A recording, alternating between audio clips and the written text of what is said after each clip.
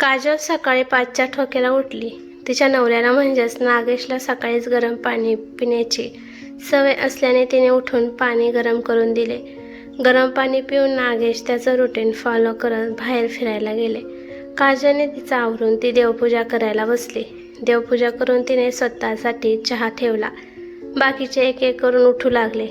काजलची मुलगी अंजली उठली आणि ती तिचं आवराय गेली.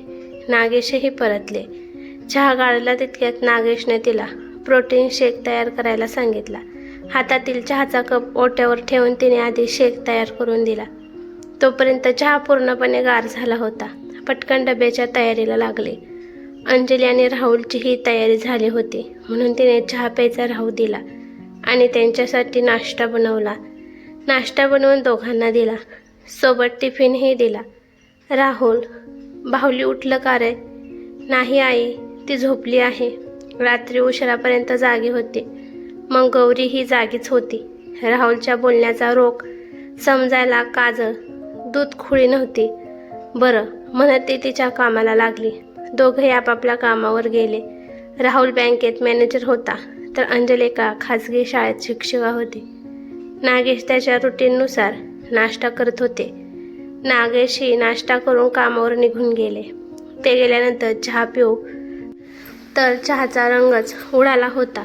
गरम करून पुन्हा चहा प्यायला कप तोंडाला लावला तर बाहुलीचा रडण्याचा आवाज आला. त्यासोबत गौरीचाही आवाज आला. सासूबाई, ही रडते, हिला घ्या बरं. अगं गौरी, मला स्वयंपाक बनवायचा आहे.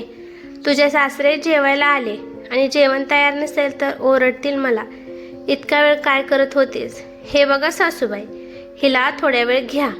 स्वयंपाक नंतर करा आणि हो, जाताना दार लावून घ्या. असं बोलून सून गौरी अंगावर ब्लँकेट ओढून झोपली. ए ग माझे भावले, आपण घुमी करायला जाऊ, काजल छोट्या भावलीला म्हणाली. काजलने भावलीच्या गालाचा पापा घेतला. बाहेर जायचं म्हटल्यावर भावली ही भलतीच खुश होऊन हसायला लागली. असेच दिवस चालू होते. अधूनमधून काजलची तब्येत खूप वेगळीच असायची. तिच्या पोटात नेहमी दुखत असायचे. पण एके दिवशी या चक्कर येऊन पडली आणि मग तिला दवाखान्यात भरती करावे लागले. डॉक्टरांनी विचारले की यांना कशाचा त्रास होत होता का? तेव्हा नागेश म्हणाला, कधी कधी पोट दुखायचे पण गोळी खाल्ले की बंद होत होते. बरं ठीक आहे, आधीचे काही रिपोर्ट वगैरे किंवा प्रिस्क्रिप्शन आहेत का त्यांचे? हो आहेत, मी येताना घेऊन आलो.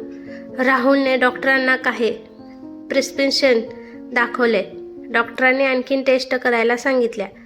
काजलला ॲपेंडिक्स असून ते पोटात फुटल्याचे निदर्शनात आले. परिस्थिती फार बिकट झाली. अपेंडिक्स फुटून खूप वेळ झाला होता. त्याचे विष पूर्ण तिच्या शरीरात पसरले होते. किती केअरलेस आहात हो तुम्ही. त्यांना काय होतंय, कुठे दुखतंय, खुपतं याकडे तुमचं अजिबात लक्ष नव्हतं. त्यांचं वय काय? 55. अंजली म्हणाली. त्यांची सर्जरी करावी लागेल पण त्यांनी ट्रीटमेंटला रिस्पॉन्स द्यायला पाहिजे. अंजलीची परिस्थिती खूप वाईट होती. मनात देवाच्या धावा घेत होती. देवा, माझा जीव घे पण माझ्या आईला काहीही होऊ देऊ नको. तितक्यात श्यामलही हॉस्पिटलला आली. अंजलीने श्यामलला पाहिलं आणि ती श्यामलच्या गळ्यात पडून हुंदके देऊन रडत होती. श्यामल ही काजलची बहीण. तीही घाबरलेली होती पण तिला आता धीराने घ्यावं लागणार होतं. ती अंजलीला समजवू लागली, आईला काही नाही होणार. श्यामल अंजलीला धीर देण्याचा प्रयत्न करत होती. डॉक्टर, माझी ताई कशी आहे? आम्ही काही सांगू शकत नाही, डॉक्टर बोलून निघून गेले. काजलच्या शरीरातील पूर्ण विष काढले गेले पण ती ट्रीटमेंटला रिस्पॉन्स देत नव्हती. तिला ICUमध्ये ठेवण्यात आले आणि जे नव्हते व्हायचे तेच झाले. तिने अखेरचा श्वास घेतला. काजल हे जग सोडून गेली. अंजली आणि श्यामल तर सुन्न झाले होते. नागेशला तर डॉक्टरांनी सांगितलं त्यावर विश्वासच बसत नव्हता. ते मटकन खाली बसले. काजलचे पार्थिव शरीर घरी घेऊन आले. निपचित पडलेल्या देहाला श्यामल आणि अंजली बिलगून रडत होत्या. जमलेले नातेवाईक दोघांचं सांत्वन करत होते. काजलचा स्वभाव अगदी कोणालाही जवळ करून घेत होता. ती नेहमी सगळ्यांशी आपुलकीने वागत असे. आजपर्यंत तिच्या घरून कोणीही जेवल्याशिवाय परत गेले नव्हते. जेवण करणाऱ्यांचे मन आणि पोट तृप्त होते. ते बघून काजलच्या चेहऱ्यावर समाधान पसरत असे. मग ते कोणीही असो, दारात भिकारी जरी आला तरी स्वतःच्या जेवणाचं ताट त्याला देणारी अशी ती खूप मायाळू होती. आज काजलच्या अंत्ययात्रेला खूप गर्दी जमली होती. अंत्यसंस्कार करून सर्व घरी आले. अंजलीसाठी हा जबरदस्त शॉक लागला होता. अंजलीची तब्येत खूप बिघडून तिला हॉस्पिटलमध्ये दाखल केले होते. नागेश एका खुर्चीवर बसून एकटक पाहत बसले. सर्व विधी पार पाडून बाकीचेही लोक नातेवाईक निघून गेले. श्यामल, तिचा नवरा, भैरव, मुलगा नागेश, राहुल, गौरी इतकेच होते. अंजलीलाही हॉस्पिटलमधून डिस्चार्ज देऊन आणले होते. श्यामलने काजलचे कपाट आवरायला घेतले. कितीतरी साड्या, तेही पूर्ण आवडीच्या. काजलला साड्यांची खूप आवड होती. एक एक साडीवरून श्यामल हात फिरवत होती. डोळ्यातील अश्रू गालावर पडत होती. त्यातील एक गुलाबी रंगाची साडी तिच्या आवडीची. ती नेसल्यावर अगदी तिचे रूप खुलून दिसून येत होते. आताच काही महिन्याआधीची गोष्ट तिला आठवली. एक नंबर दिसतेस ताई तू या साडीमध्ये. आज दाजीचं काही खरं नाही, श्यामल तिला डोळा मारत म्हणाली. दोघेही बहिणी व्हिडिओ कॉलवर बोलत होत्या. अंजलीच्या आवाजाने श्यामल काजलच्या आठवणीतून बाहेर आली. तिने साडी व्यवस्थित नीटघडी करून ठेवली. तिला साडीमध्ये काहीतरी ठेवलेलं दिसले. नेहमीच्या सवयीप्रमाणे काही काम असले की घरातील सर्वच काजलला आवाज देत होते. बाहुली ही खूप त्रास देत होती. बाहुली भिरभिरत्या नजरेने काजलला शोधत होती. आई, बाहुलीने इकडे तिकडे शोधतच आवाज दिला. ती पुन्हा पुन्हा आवाज देत होती. आपल्या चिमुकल्या हाताने आजी कुठे आहे असे खुणा करून विचारत होती. बाळा, तू जिला शोधते ना, ती आता येणार नाही पिल्ल्या. श्यामलने तिला उचलून छातीशी धरले. डोळ्यातून पाणी वाहत होते. लहान पोरी नाही, प्रेमाचा मायेचा स्पर्श कळतो. गौरी पुढे नवीन संकट उभे होते. ते म्हणजे घरातील कामे कशी करायची. अहो, माझ्याच्याने इतकी कामे होणार नाहीत. कामासाठी बाई लावा. मी सकाळी उठून कोणाला आयतं वायतं देणार नाही. ज्याला लागेल त्याने ते करून घ्यावं. अगं काय बोलतेस तू? तुझ्याकडून होणार नाही. श्यामल मावशी परत गेल्यावर तरी म्हणाली असतीस. आत्ताच नको, मावशी गेल्यावर बघू. तोपर्यंत तुझ्या आईला मदतीला बोलवून घे. नाही, कशाला इकडे माझ्या आईला काम करायला बोलवून घेऊ. गौरी तनतनच म्हणाली.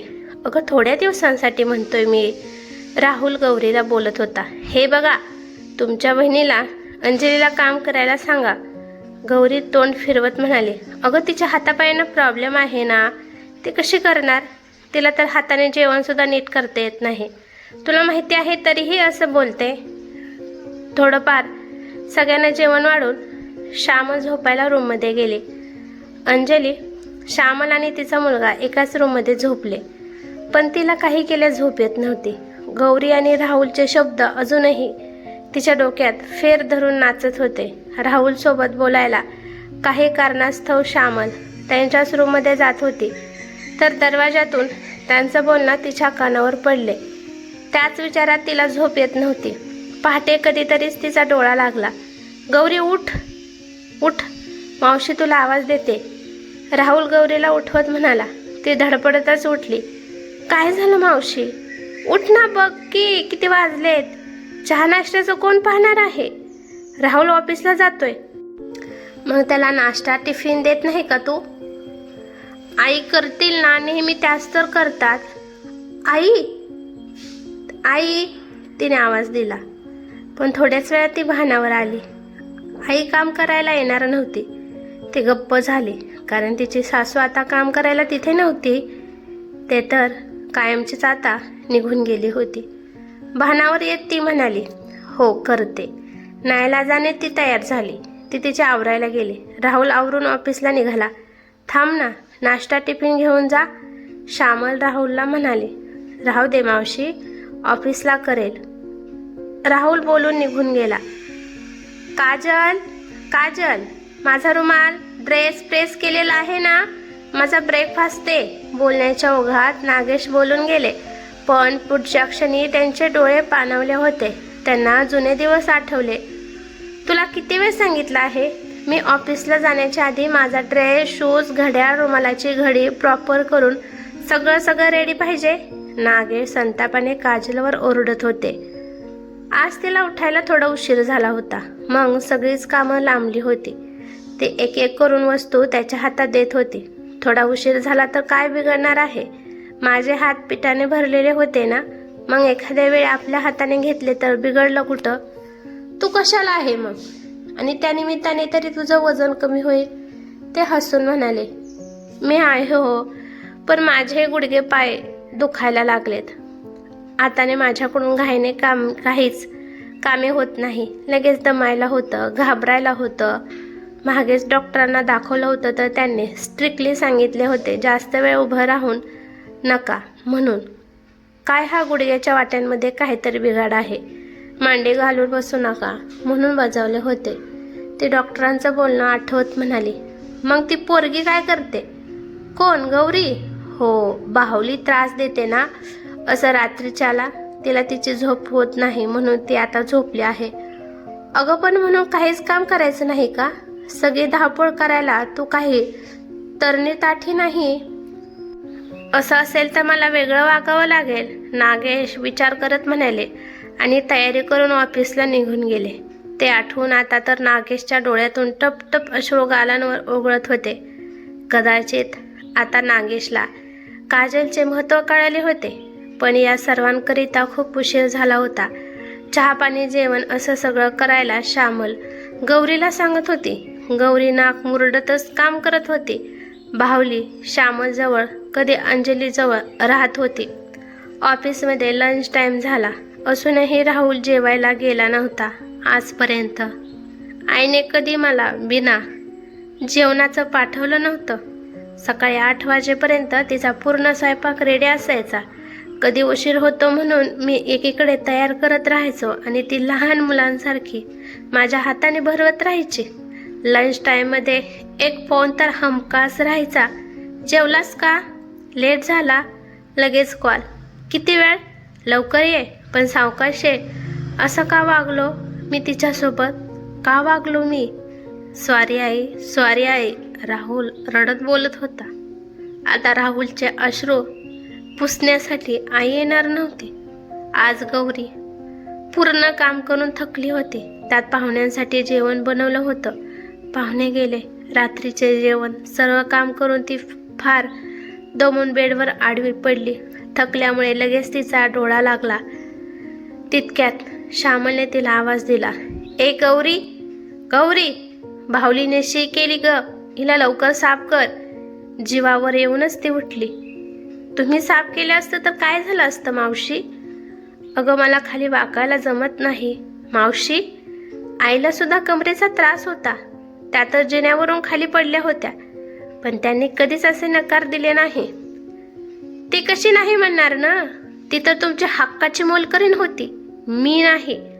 ती बोलू शकली नाही, पण तू तिची कदर केली का? श्यामलने विचारले. गौरी तिच्या चेहऱ्याकडे बघतच राहिली. बरोबर ना गौरी? श्यामलने आवाज वाढवत विचारले. गौरी म्हणाली, खोटं बोलण्यात तुझा कोणी हात पकडणार नाही. अरे तू तर तिला माणूस म्हणूनही वागणूक दिली नाही. काय झालं मावशी? तू हे काय बोलतेस?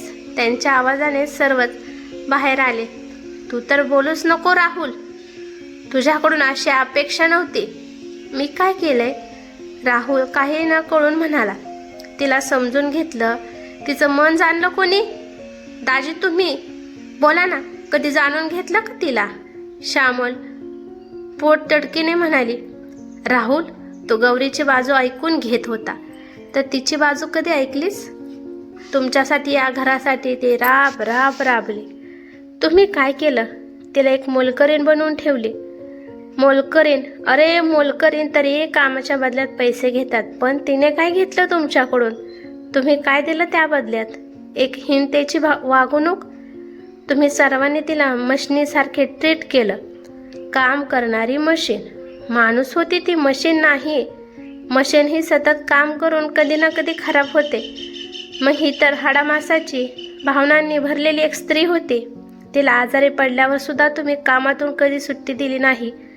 मागे ती हॉस्पिटलला ॲडमिट झाली होती तेव्हा 4 दिवसानंतर डिस्चार्ज मिळाल्यावर घरी घेऊन काय तर तिला कामाचा डोंगर उभा करून दिला. घरी आल्यावर तिला आराम तर करू द्यावा, पण नाही, तुम्ही सर्व तर सुरूच झालात. घरभर पसारा केलात. ताईला पसारा पडलेलं, घाण पडलेलं आवडत नव्हती. लगेच जुंपली ती कामाला. काजल काजल, आई आई, सारखे तिच्या नावाचा जयघोष चालू राहायचा. हे दे ते दे, हे कर ते कर. राहुल, आजवर तुला सकाळी उठून नाश्ता टिफिन दिले ते तुझ्या आईने, तुझ्या बायकोने नाही. रोज किती वाजता उठते गौरी माहिती आहे का? 10, 11, 12 हीच उठायची वेळ होती. गौरीला तिने मुलगीच मानलं, परंतु गौरीने तिला कधी आई मानलंच नाही. आई मानणे तर फार लांब राहिलं. गौरी तोंडात येईल ते बडबडत होती काजल ताईला. एक शब्द बोलायचा अवकाश तर गौरी सुरू म्हणजे यातील सासू कोण आणि सून कोण आहे तेच कळत नव्हतं. दाजी, तुम्ही ताईला या सर्वांसमोर काहीही बोलायचे, शिव्या घालायचे. मग हे दोघे काय मान ठेवणार ताईचा? राहुल, तू हे काजल ताईवर ओरडून मोठ्याने बोलायचा ना? गौरीने तेच केलं. तिला घालून पाडून बोलली. दाजी, अंजली राहुल ऑफिसला गेल्यावर दोघांमध्ये काही वाद झाला की गौरीचा आवाज वाढायचा, इतका की शेजारच्या घरापर्यंत जात होता. तिच्या अंगावर धावून जायची. काय ते फक्त मारायचे बाकी होतं. तिच्या माहेरी सांगितले की तिला सासू जाच करते. गौरी, तू तुझ्या आईसोबतही अशा भाषेत बोलतेस का? राहुलला सांगण्याची धमकी देत होती.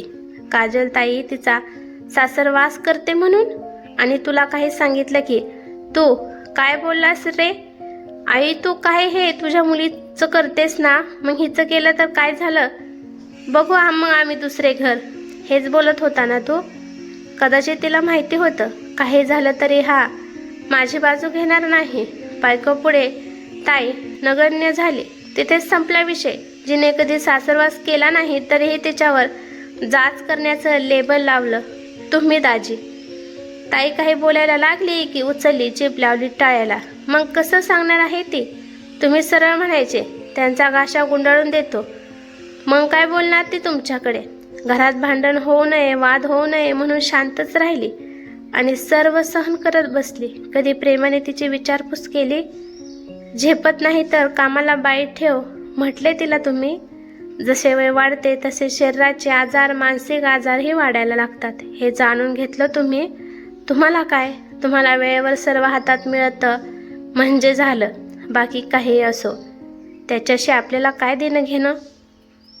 श्यामल नागेशकडे नजर रोखून पाहत होती. अन्नाचा अपव्यय होऊ नये म्हणून बोलत होती ना ताई तुला? कारण तिला अन्नाची जाणीव आहे. एक वेळच्या जेवणासाठी किती राबावं लागतं, कष्ट करावे लागतात हे तिला माहिती आहे. पण तुला काय म्हणा, त्याचं जितकं खायचं असेल तितकं खायचं, बाकीच्या डस्टबिनमध्ये फेकून द्यायचं. तुमच्या दोघांमध्ये भांडण झाली तरी तू त्याचा राग काजल ताईवरच काढत होती. तिलाच दुष्टपणे लावत होती. तिच्याशी बोलायची नाही आणि ती तुझ्या पाठी जेवणासाठी मागे लागायची. जेवण कर ग बाळ, अंगावर पिते, सतत तुझ्या मागे फिरायची. जशी हक्काने सांगायची, मला हे हवं ते आत्ताच आणून द्या. त्याच हक्काने तिच्यासोबत प्रेमाने 2 शब्दही बोलली नाहीस. जे सुख तुला तुझ्या माहेरी मिळालं नव्हतं ते तुला इथे मिळालं. दिसणं राहणंपेक्षा माणसासोबत वागणं महत्त्वाचं असतं. तुला नाही कळणार. तुला फक्त छान राहणं, प्राईस टॅग कपडे वापरणं, फिरणं आणि मस्तपैकी हॉटेलमध्ये जेवण करणं इतकं समजले. श्यामल भकास हसली. गौरी, तुला तर तिची दयाही आली नाही. बोलताना श्यामलचा आवाज कातर झाला. डोळ्यातून अश्रू यायला लागले. बाहेरून जेव्हा माणूस थकून घरात येतो तेव्हा त्याला आधी पाणी द्यावे हेही तुला कधीच समजलं नाही. अंगात ताप भरला असताना तू तिला भर झोपेतून उठवत होती. तर काय, बाहुलीची सू साफ करायला. तू बाहुलीची आई आहे ना, तुला साफ करता येत नव्हतं? थोडे हे काम केले तुझी कंबर दुखते. मग तिची नाही दुखत? तिचं काहीच दुखत नाही? बरोबर, ती एक मशीन आहे ना. घरातील बाहेरील सर्व करून बाहुलीला सांभाळले. तुझी डिलिव्हरी झाल्याने तिने तुला बेडच्या खालीही उतरू दिलं नाही. बाळाचं तुझं सगळ्यांचं केलंस ना. आणि ती आजारी पडल्यावर साधे तिचे कपडे धुतले तर नाहीस, पण मशनीलाही तू लावले नाहीस. तुम्हा दोघांचं लग्न झालं आणि तुम्ही तिला घरात बांधून ठेवलंस. बाहेर तिच्या मैत्रिणीशी बोलायला भेटायला जाऊ देत नव्हते. त्यावर गौरीने पाबंदी आणली. या बाहेर जातात तर तिकडे घरातील सर्व गोष्टी सांगतात. तू ऐकलं होतंस का? तिचं बाहेर जाणं नाही, नातेवाईकांकडे नाही, तिच्या बहिणीकडेही नाही. तेव्हा नव्हतंच. आणि आता तर घरात छोटे बाळ आहे म्हणून तिने घराबाहेर बिलकुल पाऊल काढायचं नाही. घरातील मोलकरीण गेली तर घरातील काम कोण करणार ना? बरोबर बोलते ना मी? साधं कुठे जायचं म्हटलं तर तिला सकाळी लवकर उठून जेवण, घरातील सर्व काम करून तिला बाहेर पडावं लागत होतं. आणि तिकडून थकून आल्यावरती ओट्याजवळ गेली की तिथे पसारा पडलेलाच असायचा. मग ती आवरणार. सकाळी सर्वात लवकर उठूनही सर्वात शेवटी ती झोपायची. सर्वांकडून ताईची कोंडी केली. बाप मुलाच्या मध्ये, मुलगा सुनेमध्येही तिलाच आणलं तुम्ही. तिच्या न बोलण्याचा, तिच्या चांगुलपणाचा खूप गैरफायदा घेतला. तुम्हाला इतकं कसं माहिती? गौरी श्यामलला बोलली. सांगते ना, मागे एकदा मी आले होते तेव्हा तुला चांगलेच ओळखले होते. तिला बोललेही होते मी, कान उघडणी करते दोघांची. पण ती म्हणाली, श्यामल तू काही बोलणार नाही. माझ्यासाठी तू वाईट होऊ नको. मी वाईट व्हायला तयार आहे, पण त्यांना त्यांची चूक दाखवून देणारच. मी बदले नाही. तेव्हा ताईने मला तिची शपथ घातली आणि मी मूग गिळून गप्प बसले. त्यानंतर मी काही बोलले नाही. इतकं असूनही तिने कधी मला गौरीची तक्रार केली नाही. पण एक लक्षात घ्या, आपले आजचे कर्म उद्याचा येणारा काळ ठरवणार असतो. श्यामल आत गेल्याने तिने काजलची डायरी समोर ठेवली. या डायरीत तिच्या वेदना लिहिल्या आहेत. यात लिहिलंय, ताईने सर्व तुम्ही दिलेली वागणूक, तुमच्यामुळे तिच्या शरीरावर मनावर झालेला परिणाम सर्व लिहिलंय. आणि लिहितानाही जे पाने दिसतात ना त्यावर अश्रू पडून सुकले आहेत. त्या अश्रूचं कारण तुम्ही तिघेही आहात. तिच्या आजारी पडण्याचं, तिचं शरीर थकण्याचं, तिचं मन थकवण्याचं, तिचं लवकर हे जग सोडून जाण्याचं हे कारण तुम्हीच आहात. म्हातारपणी मुलगा सांभाळणार आहे, मग कशाला बोलायचे म्हणून गप्प बसले. पण म्हातारपण ताईने पाहिले नाही. अर्ध्यातच सोडून गेली. श्यामलला आतापर्यंत अडकवलेला हुंदका फुटला आणि ती ढसाढसा रडायला लागली. श्यामलच्या डोळ्यातून अश्रू वाहत होते. मावशी, तुला आईची डायरी कुठे सापडली? ताईच्या कपाटात साडीमध्ये ठेवली होती.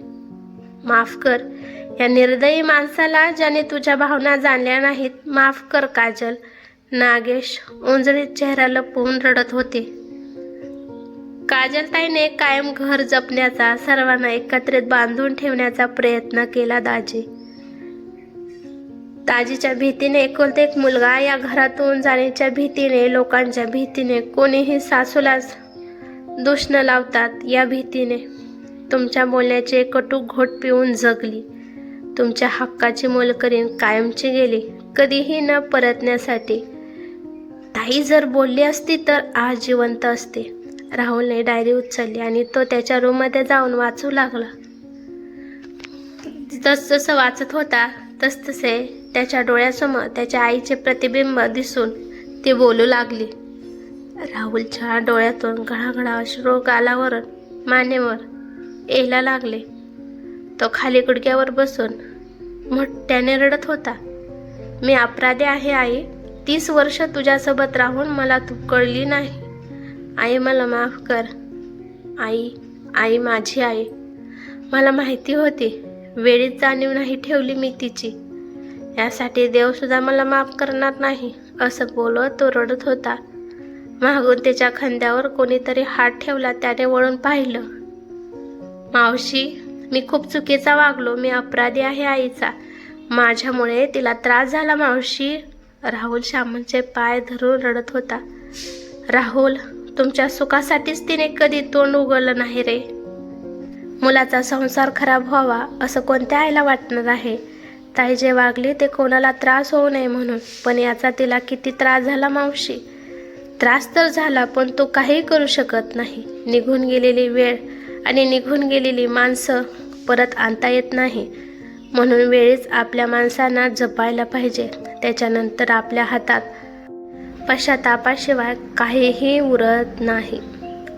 ही कथा कशी वाटली ते मला कमेंट करून नक्की सांगा. कथा आवडली तर लाईक शेअर नक्की करा आणि चॅनेलवरती नवीन असाल तर चॅनलला सबस्क्राईब करा. धन्यवाद.